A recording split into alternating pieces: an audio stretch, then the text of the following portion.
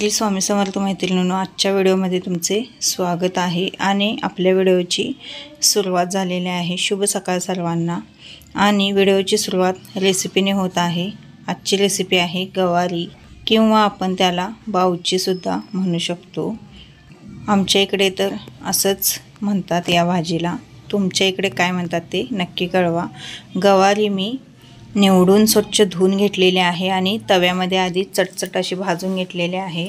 पूर्ण डाग पडूसपर्यंत आपण भाजून घ्यायची आणि त्यानंतर मग कांदा, टोमॅटो आणि जिरे मोहरीची फोडणी देऊन चटणी, हळद, मीठ घातलेला आहे आणि त्यानंतर शेंगदाण्याचा कूट घालून अशी रबरबीत भाजी केलेली आहे। ज्यावेळी आपण गवारी भाजत असतो त्यावेळी थोडंसं तेल टाकायचं, म्हणजे गवारी चांगली भाजली जाते।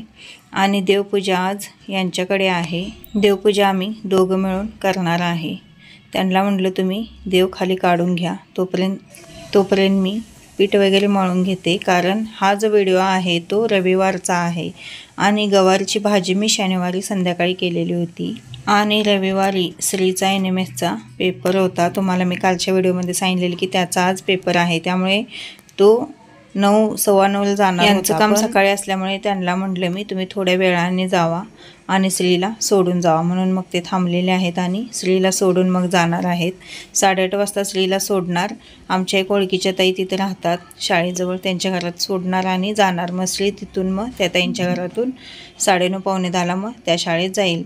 त्या ताईंच्या घरापासून शाळा जवळ आहे। देव इकडे खाली काढून घेत आहे, तोपर्यंत मी पीठ मळलं आणि मसुऱ्याची भाजी केलेली आहे। चपाती आणि मसुरा त्याला डब्यासाठी देणार आहे। आज रविवार असून पण श्रीला सुट्टी नाही।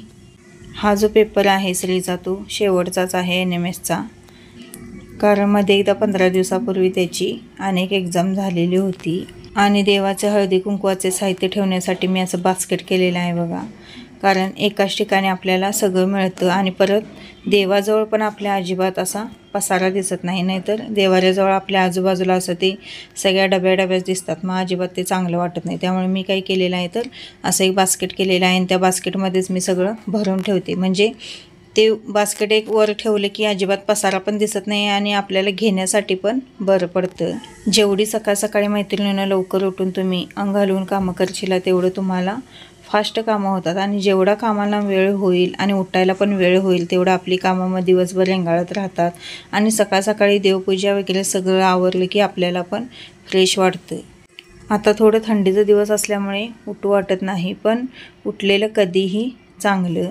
आमच्या देवाऱ्यात देवांना बसण्यासाठी अशा गाद्या करून घेतलेल्या आहेत मी 500 रुपयाला 2 गाद्या, 1 तक्क्या आणि 8 लोड मला त्या ताईने करून दिलेले आहेत। पीठ मळून ठेवलेलं आहे आणि मसुरा कुकरला लावलेला आहे। आता इकडे देव यांना धुवून देणार आणि मग मसुऱ्याला फोडणी मारायची आणि चपात्या करून घ्यायच्या।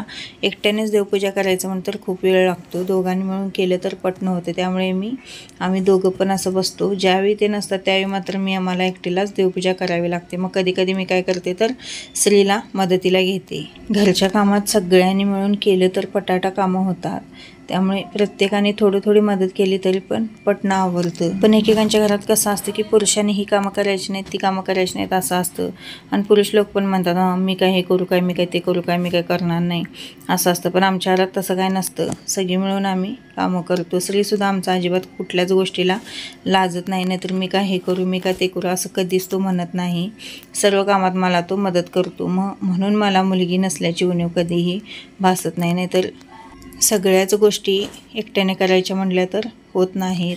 आणि इकडे बघू शकता मैत्रिणींनो, यल्लमा देवीला ते मळवट भरत आहेत। मी थोडक्यात तुम्हाला ते मळवट कसा भरतात ते दाखवत आहे। याच्या आधीही मी भरपूर व्हिडिओमध्ये माझ्या मळवट भरत्याला दाखवलेलं आहे। माझ्यापेक्षा मळवट हे खूप छान भरतात, मला एवढं जमत नाही पण त्यांना खूप चांगलं जमतं। पूर्ण कडनं असा भंडारा भरतात आणि मध्ये कुंकू लावतात। तर कुंकू लावतात तिथंसुद्धा त्यांनी असं प्लॅस्टिकच्या कागदाने अशी छाप तयार केलेले होते, भरपूर दिवस झाले। पण ते आता थोडा वेळ नसला तर आम्ही छाप काढत नाही, गोलच टिकली अशी लावतो।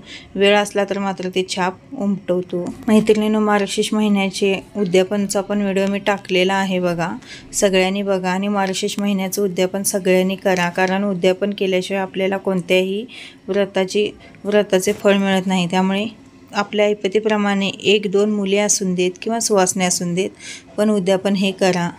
किती छान यल्लमा देवीची मूर्ती दिसत आहे आणि फायनली आपली देवपूजा झालेली आहे। देवांना फुलं नसले तर अजिबात चांगलं वाटत नाही, पण काय करायचं, विलाज नाही।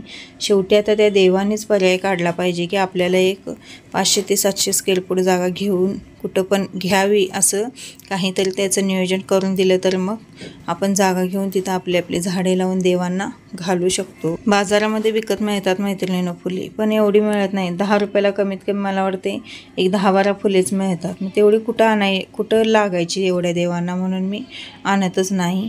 आणि इकडं मसुरा आणि चपाती माझी झालेली आहे, श्रीचा डबा पण भरलेला आहे। पण सकाळ सकाळी जर लवकर देवपूजा झाली तर आपल्याला किती छान वाटतं, घरामध्ये एक वातावरण प्रसन्न असं वेगळंच तयार होतं। चला तर आता श्री आणि हे दोघेही चाललेले आहेत, त्याला सोडणार शाळेमध्ये आणि ते जाणार कामाला। आणि इथे मी तुम्हाला गायत्री पद्म याची रांगोळी दाखवत आहे बघा। ज्यांच्याकडे साचे नाहीत त्यांनी अशा पद्धतीने रांगोळी काढायची आहे।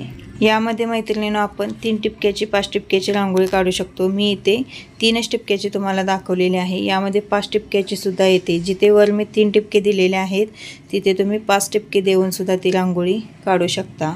5 टिपक्याची पण अशीच येते, पण हे जरा छोटं होतं आणि ते मोठं होतं। मग देवघरासमोर काढायला आपल्याला ही 3 टिपक्याची चालते। आणि बाहेर जर अंगणात तुम्ही काढणार असाल तर 5 टिपक्याची काढला तर खूप छान वाटतं। मी पाट घेतलेला आहे आणि पाटावर तुम्हाला काढून दाखवत आहे।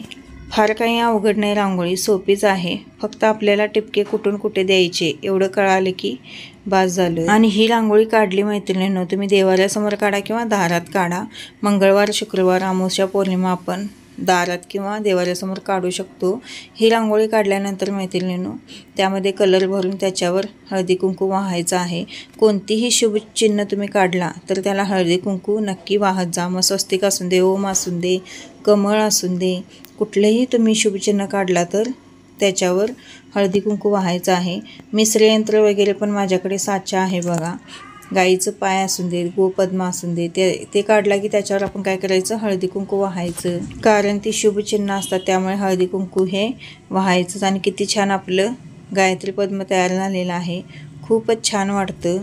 आणि त्याच्या प्रत्येक भागामध्ये तुम्ही कलर भरू शकता। मी काय प्रत्येक भागात कलर भरले नाहीत, कारण मी इथं तुम्हाला फक्त दाखवण्यासाठी ते काढलेलं आहे। मैत्रिणींनो व्हिडिओ कसा वाटला ते कमेंटद्वारे मला नक्की कळवा। आणि व्हिडिओ आवडल्यास प्लीज चॅनलला सबस्क्राईब करा, व्हिडिओला लाईक, शेअर आणि कमेंट करायला अजिबात विसरू नका। चला तर पुन्हा भेटू काहीतरी नवीन घेऊन, तोपर्यंत धन्यवाद। श्री स्वामी समर्थ, श्री गुरुदेव दत्त।